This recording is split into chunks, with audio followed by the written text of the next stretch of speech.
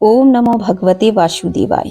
दोस्तों, पिछले अध्याय में हमने जाना कि किस तरह मां सती के पिता और पति में मनमुटाव हो जाता है। फिर वे उठकर अपने अपने अनुयायियों के साथ अपने अपने यथास्थान चले जाते हैं। फिर अब प्रजापति दक्ष यज्ञ करने वाले हैं, तो मां सती भगवान शिव से कहती है कि हमें यज्ञ में चलना चाहिए। तो दोस्तों, आज इसी के बारे में हम इस महात्म्य में जानेंगे। अगर आपने चैनल को सब्सक्राइब नहीं किया है तो सब्सक्राइब कर लें, पास के बेल आइकन को दबाएं ताकि हमारे सनातन का ज्ञान आप लोगों तक पहुंच सके। कमेंट में जय श्री नारायण अवश्य लिखिएगा। आइए दोस्तों, जानते हैं श्रीमद् भागवत का ये पावन महात्म्य। श्री मैत्रेय जी कहते हैं, विदुर जी, इस प्रकार उन ससुर और दामाद को आपस में वैर विरोध रखते हुए बहुत अधिक दिन निकल गए। इसी समय ब्रह्मा जी ने दक्ष को समस्त प्रजापतियों का अधिपति बना दिया। इससे उसका गर्व और भी बढ़ गया। उसने भगवान शंकर आदि ब्रह्मनिष्ठों को यज्ञ भाग न देकर उनका तिरस्कार करते हुए पहले तो वाजपेयी यज्ञ किया और फिर बृहस्पति शव नाम का महायज्ञ आरंभ किया। उस यज्ञोत्सव में सभी ब्रह्मर्षि, देवर्षि, पितर, देवता आदि अपनी अपनी पत्नियों के साथ पधारे। उन सब ने मिलकर वहां मांगलिक कार्य संपन्न किए और दक्ष के द्वारा उन सब का स्वागत सत्कार किया गया। उस समय आकाश मार्ग से जाते हुए देवता आपस में उस यज्ञ की चर्चा करते जा रहे थे। उनके मुख से दक्ष कुमारी सती ने अपने पिता के घर होने वाले यज्ञ की बात सुन ली। उन्होंने देखा कि हमारे निवास स्थान कैलाश के पास से होकर सब ओर से चंचल नेत्रों वाली गंधर्व और यक्षों की स्त्रियां चमकीले कुंडल और हार पहनकर खूब सज धज कर अपने अपने पतियों के साथ विमान पर बैठी हुई उस यज्ञोत्सव में जा रही हैं। इससे उन्हें भी बड़ी उत्सुकता हुई और उन्होंने अपने पति भगवान भूतनाथ से कहा। सती ने कहा, वामदेव, सुना है इस समय आपके ससुर दक्ष प्रजापति के यहाँ बड़ा यज्ञ उत्सव हो रहा है। देखिए, ये सब देवता वहीं पर जा रहे हैं। यदि आपकी इच्छा हो तो हम भी चलें। इस समय अपने आत्मियों से मिलने के लिए मेरी बहनें भी अपने अपने पतियों के साथ वहां अवश्य आई होंगी। मैं भी चाहती हूँ कि आपके साथ वहां जाकर माता पिता के दिए हुए गहने, कपड़े आदि उपहार स्वीकार करूं।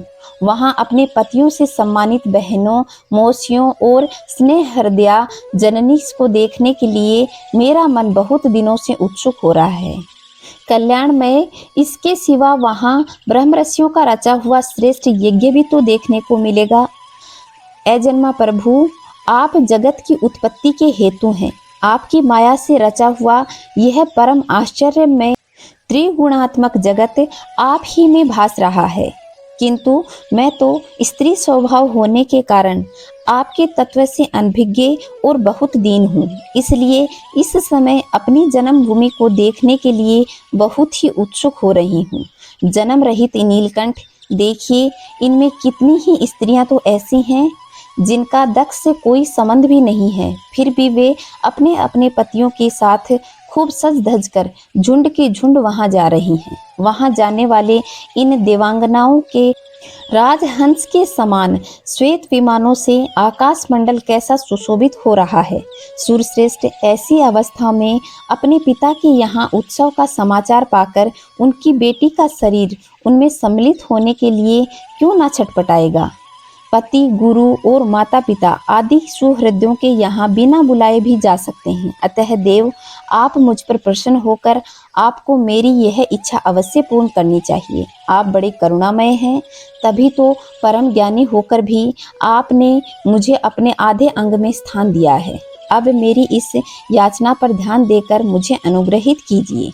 मैत्रेय जी कहते हैं, प्रिय सती के इस प्रकार प्रार्थना करने से अपने आत्मियों का प्रिय करने वाले भगवान शंकर को दक्ष प्रजापति के उन मर्म भेदी दुर्वचन रूप बाणों का स्मरण हो आया, जो उन्होंने समस्त प्रजापतियों के सामने कहे थे। तब वे हंसकर बोले।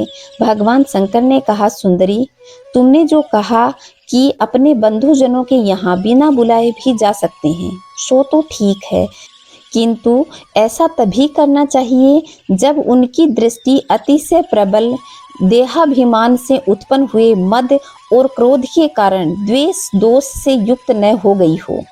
विद्या, तप, धन, सुदृढ़ शरीर, युवावस्था और उच्च कुल, ये 6 सत्पुरुषों के गुण तो हैं, परंतु नीच पुरुषों के ये ही अवगुण हो जाते हैं, क्योंकि इनसे उनका अभिमान बढ़ जाता है और दृष्टि दोष युक्त हो जाती है एवं विवेक शक्ति नष्ट हो जाती है। इसके कारण वे महापुरुषों का प्रभाव नहीं देख पाते। इससे जो अपने यहाँ आए हुए पुरुषों के कुटिल बुद्धि से मोह चढ़ाकर रोष भरी दृष्टि से देखते हैं, उन अव्यवस्थित चित्त लोगों के यहाँ ये हमारा बांधव है ऐसा समझकर कभी नहीं जाना चाहिए।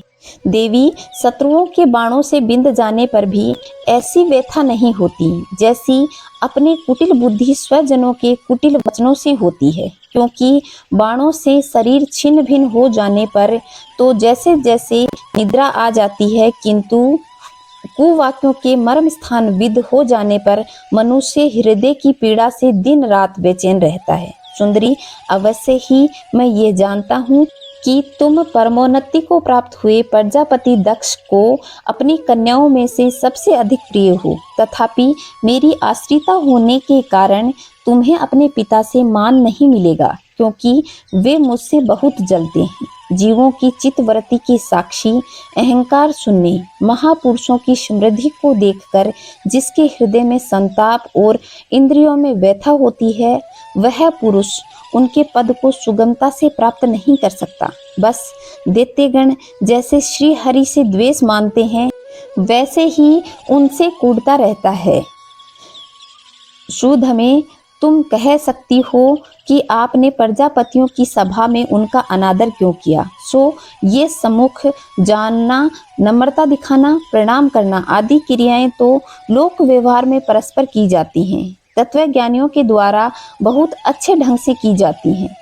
वे अंतर्यामी रूप से सबके अंतःकरणों में स्थित परम पुरुष वसुदेव को ही प्रणाम आदि करते हैं, देह अभिमानी पुरुष को नहीं करते। विशुद्ध अंतःकरण नाम ही वसुदेव है, क्योंकि उनमें भगवान वासुदेव का अपरोक्ष अनुभव होता है। उस शुद्ध चित्त में स्थित इंद्रियातीत भगवान वासुदेव को ही मैं नमस्कार करता हूँ। इसलिए प्रिय, जिसने प्रजापतियों के यज्ञ में मेरे द्वारा कोई अपराध न होने पर भी मेरा कटु वाक्यों से तिरस्कार किया था, वह दक्ष यद्यपि तुम्हारे शरीर को उत्पन्न करने वाला पिता है, तो भी मेरा शत्रु होने के कारण तुम्हें उसे अथवा उनके अनुयायियों को देखने का विचार भी नहीं करना चाहिए। यदि तुम मेरी बात न मानकर वहां जाओगी तो तुम्हारे लिए अच्छा न होगा, क्योंकि जब किसी प्रतिष्ठित व्यक्ति का अपने आत्मजनों के द्वारा अपमान होता है, तब वह तत्काल ही उनकी मृत्यु का कारण हो जाता है। तो दोस्तों, यह था श्रीमद् भागवत का ये पावन महात्म्य, जिसमें माँ सती अपने पिता प्रजापति दक्ष के यहाँ यज्ञ में जाने के लिए भगवान भोलेनाथ से प्रार्थना करती है और भोलेनाथ उन्हें मना करते हैं, लेकिन माँ सती तो वहाँ जाने के लिए बेचैन रहती है।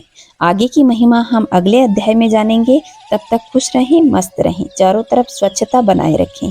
चैनल पे पहली बार आए हैं तो चैनल को सब्सक्राइब करके पास के बेल आइकन को दबाएं और कमेंट में जय श्री नारायण, जय भोलेनाथ अवश्य लिखें। जय श्री नारायण, जय भोलेनाथ दोस्तों।